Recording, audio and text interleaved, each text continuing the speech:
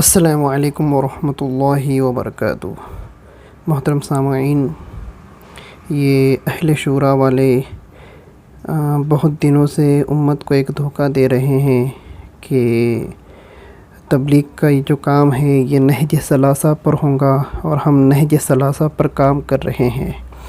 نہج ثلاثہ سے مراد حضرت مولانا الیاس صاحب، حضرت مولانا یوسف صاحب اور حضرت مولانا انعام صاحب علیہم الرحمہ، ان کے نہج کے اوپر ہم کام کریں گے۔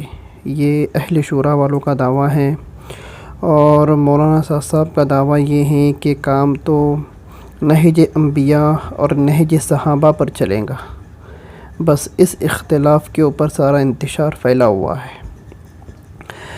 حضور صلی اللہ علیہ وسلم اور صحابہ اکرام رضی اللہ عنہم کا تقاضا یہ ہے کہ دعوتی کام اجتماعی کام ہے، اس لیے امیر کی اطاعت میں ہو، اور شورا والوں کا دعویٰ یہ ہے کہ سارے عالم کا دعوتی کام امارت کے تحت نہیں بلکہ عالمی شورا کی سرپرستی میں ہو، جبکہ نہج صحابہ رضی اللہ عنہم ہمیں یہ بتاتا ہے کہ شورا کا کام صرف امیر منتخب کرنا ہے، اور شورا امارت کا بدل ہرگز نہیں ہو سکتی، اور مروجہ شرائط والے ہر مجلس میں وضاحتی بیان، وضاحتی تقریریں، اور ہر خط میں حضرت مولانا الیاس صاحب علیہ الرحمہ کا ایک ملفوظ دہراتے پھرتے ہیں۔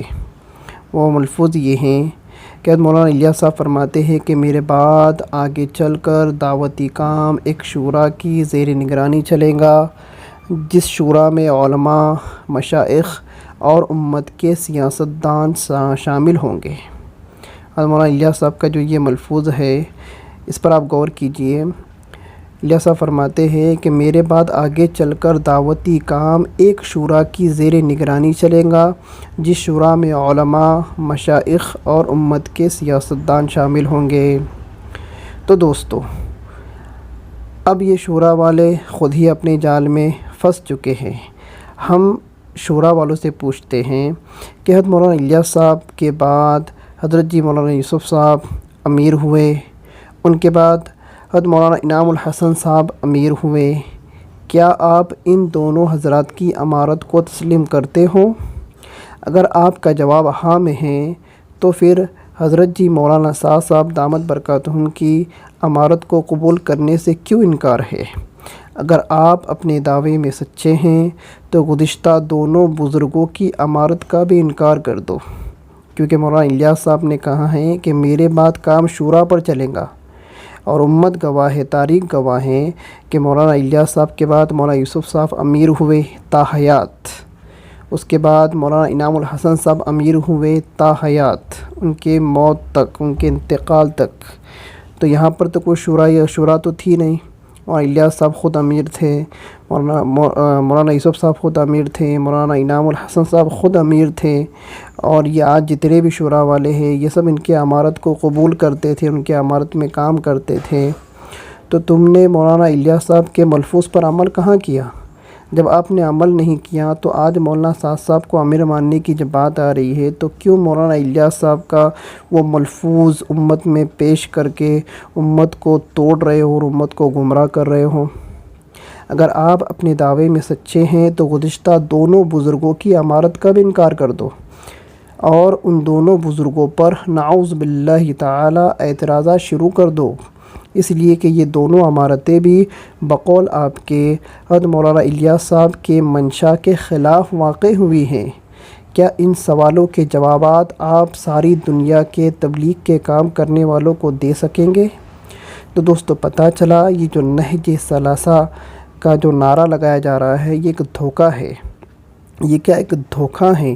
جس طرح سے اہل حدیث حدیثوں کا نام لے لے کر امت کو دھوکہ دیتے اور گمراہ کرتے ہیں، اسی طرح سے اہل شورا والے مولانا الیاس صاحب، مولانا یوسف صاحب اور مولانا انعام صاحب، ان تینوں بزرگوں کا نام لے کر امت کو گمراہ کر رہے ہیں۔ اور اگر مولانا الیاس صاحب کے ملفوظ پر غور کیا جائے تو مولانا الیاس صاحب کی وفات کے بعد ہی شورائیت کا دعویٰ انہوں نے کر دینا چاہیے تھا۔ مولانا الیاس صاحب کے بعد مولانا یوسف صاحب اپنی پوری عمر امیر رہیں، اور آج جتنے بھی شورا والے ہیں انہوں نے ان کی امارت میں زندگی گزاری، ان کی اطاعت میں زندگی گزاری۔ اس کے بعد مولانا انعام الحسن صاحب آئے، ان کی اطاعت کے اندر ان کی امارت میں ان سب شورا والوں نے زندگی گزاری۔ وہاں پر ان کی امارت پر انہوں نے اعتراض نہیں کیا، اعتراض تو وہاں کرنا چاہیے تھا نا، اس لیے کہ مولانا الیاس صاحب نے کہا تھا کہ میرے بعد آگے چل کر کام ایک شورا کی زیر نگرانی چلے گا، ایک شورا کی زیر نگرانی۔